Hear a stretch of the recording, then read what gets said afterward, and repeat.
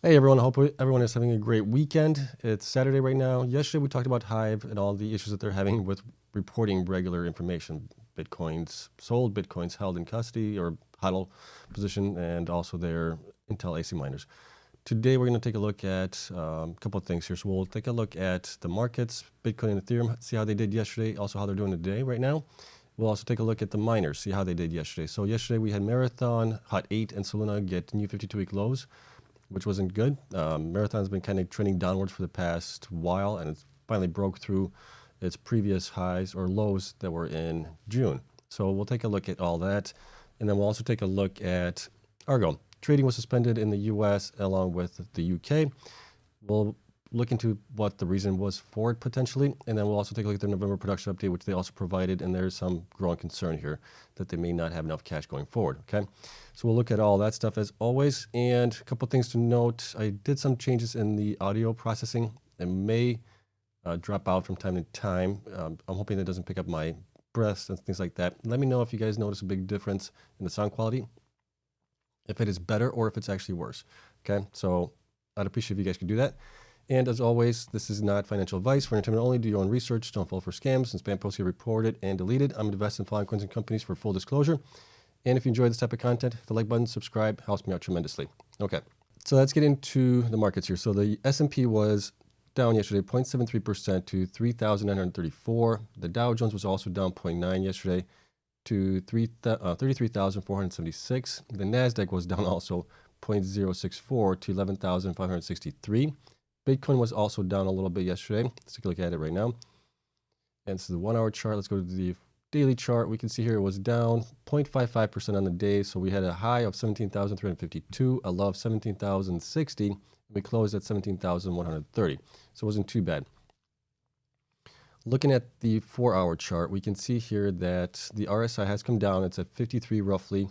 Last time we were right at this range was back here, pretty close to this. Bitcoin price at that time was lower, so we are still looking good at the 4 hour chart. I'm thinking we're looking a little bit more bullish than we were bearish before. So that's a good sign there. If we look at the 1 hour chart, we can see the same thing. RSI has come down. It is at 43 right now. Last time we were back here, price at that point was also lower. So we are still looking a little bit more bullish on the 1 hour chart as well, okay?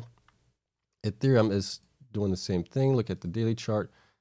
It was down yesterday as well, and we were down 1.36%. We hit a high of 1,296, a low of 1,255, and a close of 1,262. Okay, so that's what's going on with the markets. Let's take a look at the miners here as well. ANY was up quite nicely yesterday. It was up 14.21% to 31 cents, almost 32 cents.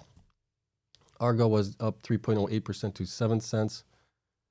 BitDigital was down 0.66% to 75 cents. Bitfarms was down 3.92% to 49 cents. CleanSpark was up 0.95% to $2.13. Cores was up 5.95% to 13 cents. DigiHost was down 0.95% to 52 cents.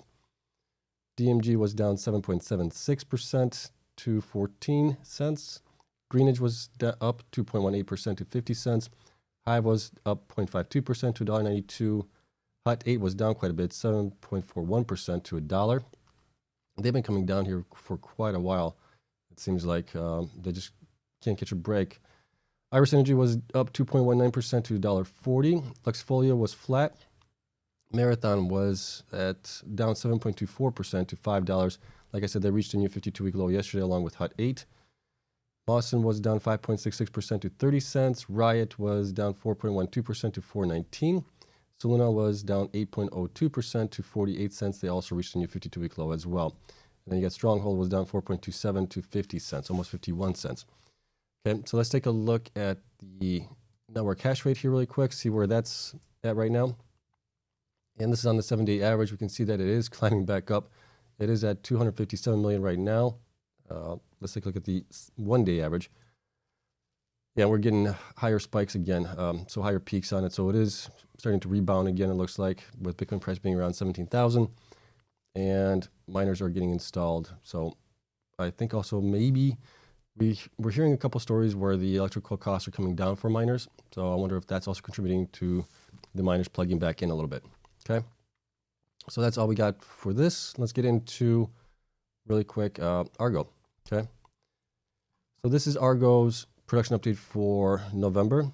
So during the month of November, Argo mined 198 Bitcoins or Bitcoin equivalents to gather BTC, compared to 204 BTC in October of 2022, prior month.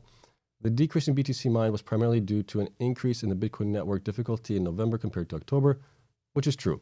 But there's also other things that affect it as well. If you're not growing, you're not going to be generating more, right? And they're kind of in a little pickle because they're trying to raise funds to continue their operations and potentially grow, but they're having a hard time doing it. So they're kind of stuck at where they are right now. Okay, so the company's total hash rate capacity continues to be 2.5 exahash, which is good. As of November 30th, the company held 126 Bitcoin, of which 116 were BTC equivalents. So they actually hold 10 Bitcoins right now, and the rest are BTC equivalents.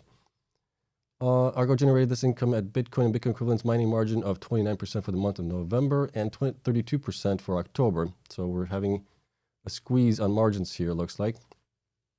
And then as first announced in November 2021 and reiterated in January 2022, from the 31st of December 2022, ARBKF shares will no longer be traded on the OTCQX best market. Holders of the ARBKF shares have the option to convert these shares to the NASDAQ-listed ADRs, ticker ARBK. Instructions for this process are available on the Investors Resources page of the company's website.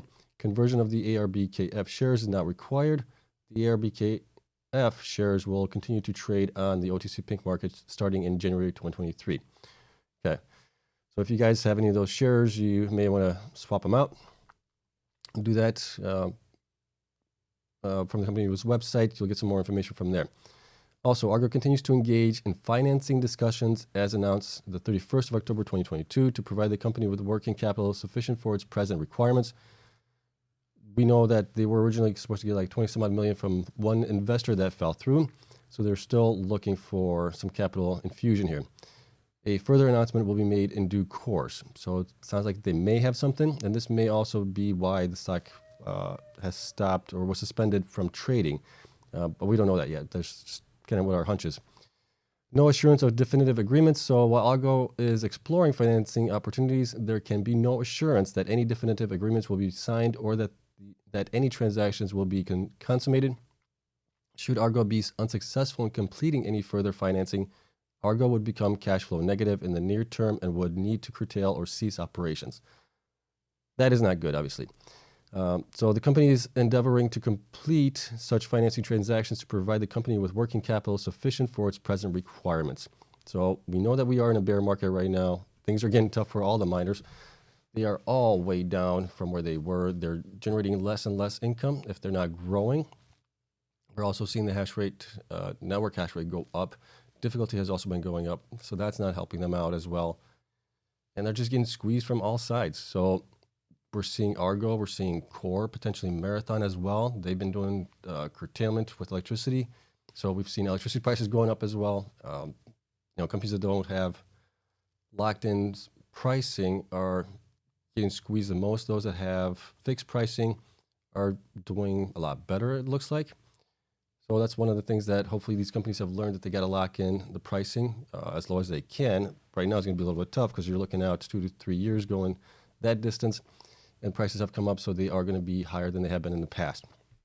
Okay. So that is all that we have for the information here from them. That we have a story here from, I think this is from CoinDesk. So CoinDesk shares of Bitcoin miner Argo Blockchain suspended in UK and US. And they kind of give us the same thing that we were kind of thinking. So trading in shares of London-based Argo Blockchain ARBK was suspended in the UK and the US on Friday. The exact reason for the suspension was not disclosed, but it typically is due to the pending release of news. We didn't get any news yesterday, so hopefully we'll get some news on Monday potentially, which would be good. And we'll see also if the shares get reinstated for trading. Okay. So something to be mindful of there. And let's take a look at the numbers that we have for them, and we'll move. I think that'll be it. Okay. So that's Hive. We don't want Hive. We want Argo. Okay. So Argo has, I'm tracking it through the ARBKF one, so I'm going to have to probably update this to the ARBK one. Right now, shares are 602 million. Stock price is 8 cents on that one. Market cap is 48 million. Current hash rate 2.5 exahash. Future hash rate 2.5. They are fully and completely installed right now and operational on everything that they're supposed to get in. So what that tells us is going forward, as the network hash rate continues to increase, which it will, they are going to be generating less and less Bitcoins each month until they start growing again, okay? The only way that they're going to increase the revenue is if Bitcoin price goes up in value. So Bitcoin's at right now 17,000. They made, what did they made this month? 3.8 million or 3.4 million roughly.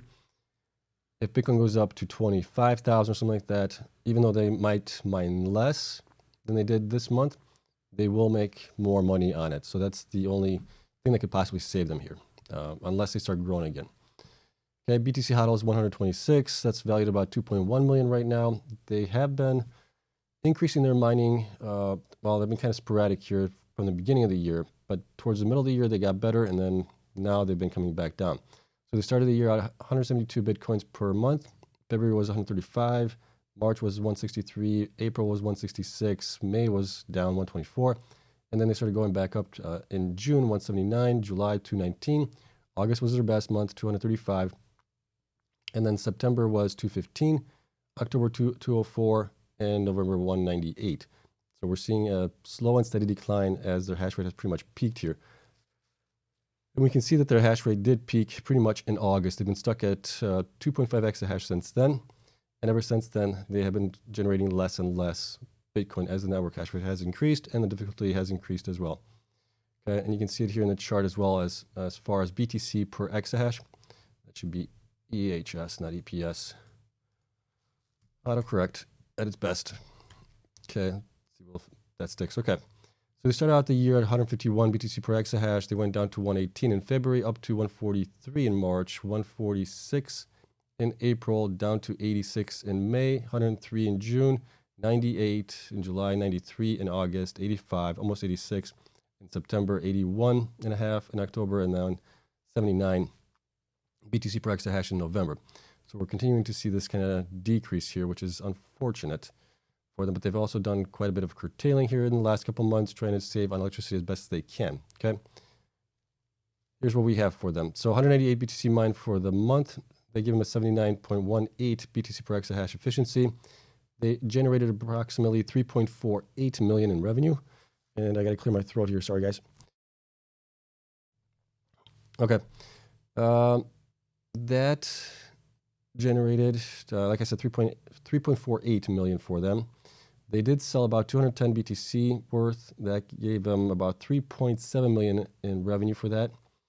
They still have 126 in HODL, which is what we have. And since they didn't install anything, nothing changed. The only thing that we did do is reduce the amount of days that they were mining with the machines that they do have. So they were mining only for 21.45 days roughly to get to the 3.48 million in revenue. And that is a slight decrease here from October. October, they had 21.8. October, I believe, also had 31 days, I believe, in this month, compared to November, which has only 30 days, I think. I'm never great with those numbers there, but that's kind of my thinking there. So then we have December left over. We'll see how much curtailment they do for the month of December. Right now, if they don't do any, they would be at about 4.9, almost 5 million, which would be pretty good for them. But we'll have to take a peek at it, see how it works out when they report.